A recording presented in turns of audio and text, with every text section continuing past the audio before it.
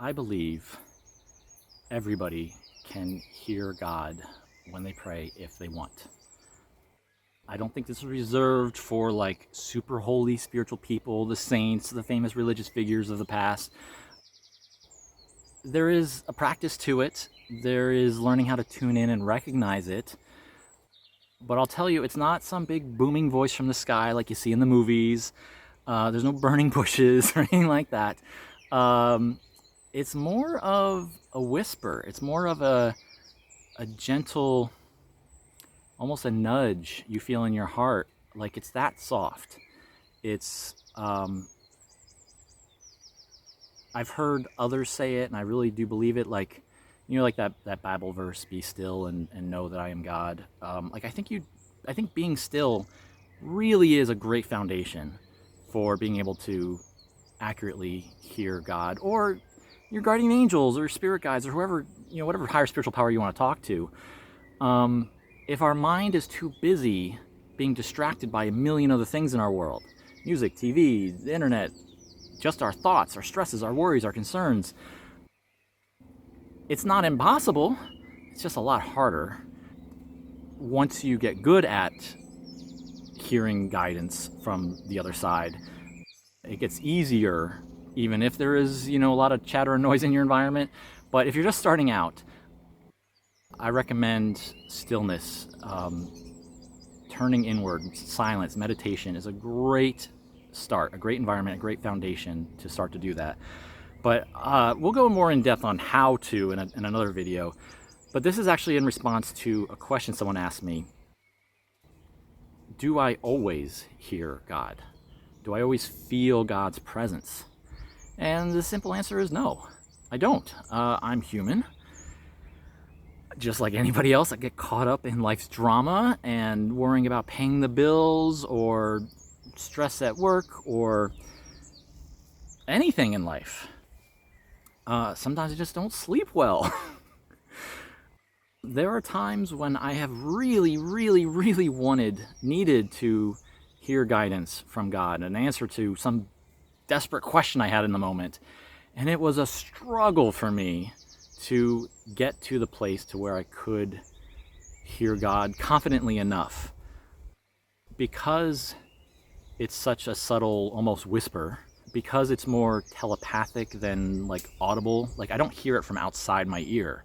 I feel it in my heart as a message that came from outside me, if that makes any sense. And it's almost like a packet of information, just a like one energy ball. And then I receive it in my heart or heart chakra, I'm not sure, just like in this area.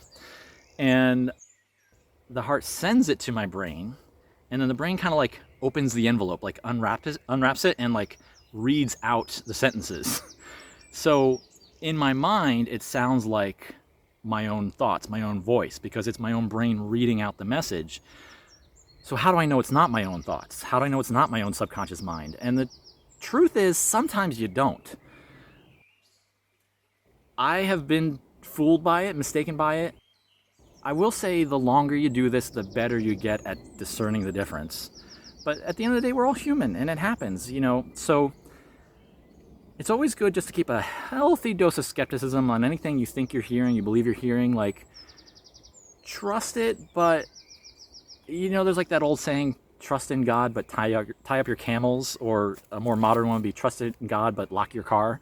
The fact is, we are still human, and we are prone to error, and I am certainly no exception. So I don't care how good you are and how long you've been practicing, like, you will get really better. You might have like a 99% accuracy rate, but there's still that chance, that 1%. What if you were mistaken this time? So what makes me believe it's ever God, right? And not just my imagination all the time? And I've asked myself this question many times over the years. And while I can't say for 1000% certain anything, I will say that whatever voice I seem to be hearing, it is consistent. It is always, has never, ever, I mean, I'm 43 years old now, and I've started hearing God around, I don't know, age 5 to 10, somewhere in that neighborhood. So approximately 4 decades worth of talking to God, hearing God, and never once has it deviated from the following. It has always been patient, wise, unconditionally, absolutely loving, never judged, never criticized, never put me down, never said you're not good enough in any direct or indirect way. It is always peaceful, and it's wiser and more mature than I am. Like, I remember one of the first examples of this was I was a little kid, and I don't remember exactly what the argument was about, but I got into an argument with my parents over something. And they scolded me and sent me to my room, and I'm having a little tantrum, and I'm slam the door, just like a little kid thing, right? And I remember just kind of crashing onto my bed. It's not fair. They're wrong. They're mean. They're not listening to me. I'm just throwing a child tantrum, right? And God let me, kind of go through my little childhood rant. And after about 10, 15 minutes, I started to calm down a little bit. And then very gently, very peacefully, in a loving, nurturing, supportive tone and energy, just always supporting me, on my side, but also there to help, said, in this case, your parents were right, and you should go apologize to them. And it was said in such a gentle, loving, kind, supportive way. I didn't feel judged or attacked or put down. I felt supported. I felt wisdom directing me to a higher perspective. And I received it, and I thought about it, and I'm like, you're right. So I stick my head out my bedroom door, and I'm like, Mommy, Daddy. And they're like, we told you to stay in your room. I'm like, I'm still in my room. Like, what? And I said, I just wanted to say you were right. I'm sorry. I was out of line. And they were just dumbfounded. They told me afterwards that they were shocked to hear a kid my age talking like that. And so quickly. I was only in my room for 10 or 15 minutes. And where did that come from? And that's just kind of the first example I remember. But I have a lifetime of examples where whatever that voice is wiser and more mature and more insightful, more peaceful, more calm, more loving, more supportive than my normal brain is, than my normal subconscious thoughts are. I am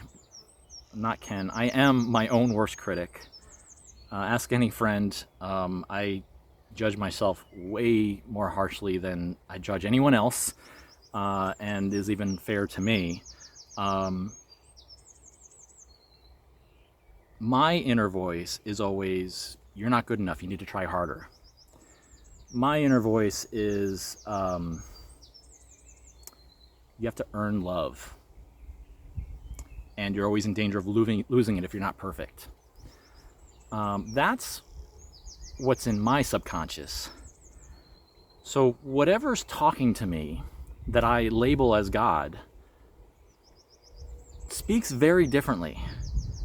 It is always nurturing, and when I say unconditionally loving, I mean unconditionally loving. The highest form of love you can think of, a greater love than I've ever experienced with any human being. Any human being. And I've had some great relationships in my life. That voice teaches me how to be more loving to other people. So, is it God? Is it just my higher self or a spirit guide? I don't know. I call it God. And I will say this, over the years, as I've gotten, spent more time talking with it, I've started discerning that I'm actually talking to more than just one entity sometimes. Sometimes it really sounds like God because it talks about being the creator and why it created us and the universe. Other times, that voice will talk about God in the third person. And I think it's more I'm talking to a guardian angel some kind of spirit guide at that point, because as I've gotten more practice with this, better discernment over the years, tuning in and just fine-tuning that perception, there's a slight difference in the energy. A different, you know how like if you hang out with a group of friends, like everyone's going to give you a slightly different energy, a slightly different vibe. Like you might love them all. They're all cool people you enjoy being around, but there's just a slightly different connection with each one of them.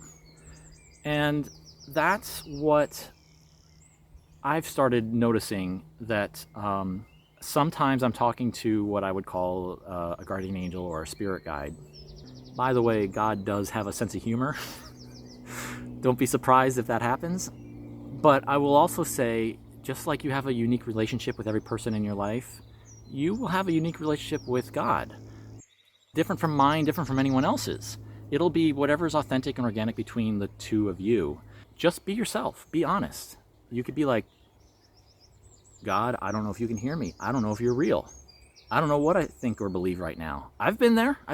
I'll share with you sometime, and this video is already getting plenty long, but on another video, a story where I challenged God and was arguing with him, telling him that he didn't exist and that he couldn't prove it.